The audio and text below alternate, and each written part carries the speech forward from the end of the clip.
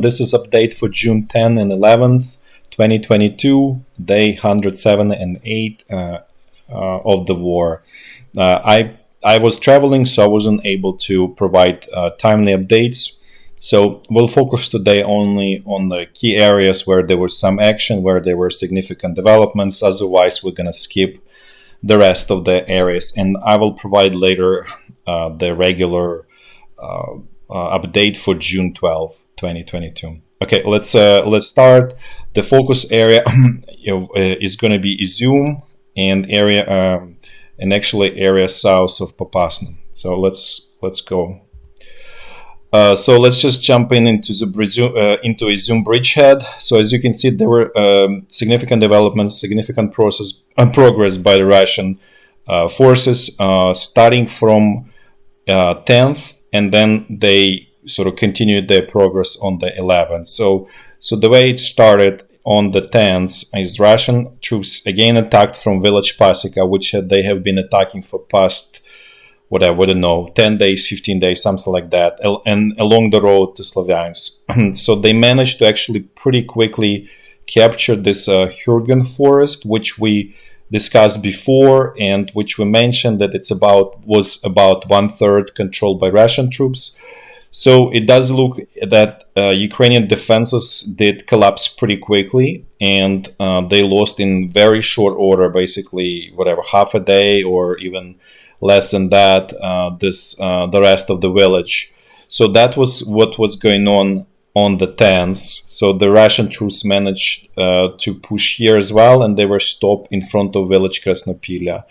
So here on this axis, they were stopped in front of village Bogorodychne, which is this one, right? So the fighting continued on the 11th, and the Russian troops managed to capture village Bogorodychne. So now they pushed a little bit away, Ukrainian troops here, and at the same time, Russian troops attempted creating bridgeheads on the western side of the Severodonetsk river here near Svitlodarsk, then at the village Preship and village Sidorova. So those attempts didn't succeed. Nevertheless, the biggest success was that they managed to push through here, and they managed to capture this village Bogorodychne. So this is obviously not a great development for Ukrainian side. As you can see, it doesn't create any decisive victory for the Russian troops as well, because it's not creating any. The defenses were not totally broken, right? The Russian troops were stopped here, and their fighting is still going on. At the same time, it's clearly showing that Ukrainian forces were not able to stop this Russian attack, and that's obviously a sign of weakness overall. In addition, this also means that this sort of peninsular probably will, or salient peninsula better probably, will need to be probably evacuated by Ukrainian troops, because if Russian troops manage to just do attack and kind of like link up here at Sidorova was there, attempted bridgehead, or even at the same time simultaneous attack from this troops that already tried to do bridgehead, and then from this northwestern direction, you can Ukrainian troops here, which is about a few company size, will be encircled in this area from the 79th Brigade. So there is a very high chance that this area will need to be evacuated by Ukrainian troops. Now let's keep going. Let's actually, sorry. So now let's look at the situation around Popasna area. So Severodonetsk, the fighting is still going on. Nothing new there.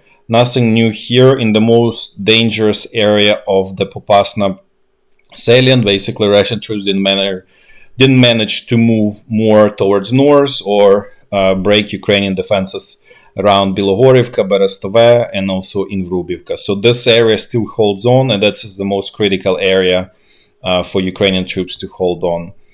Now, however, let's look a little bit towards south, where, if you remember, First Army Corps, he was hammering here from the south in the direction of north, also for probably past week or so, or 10 days.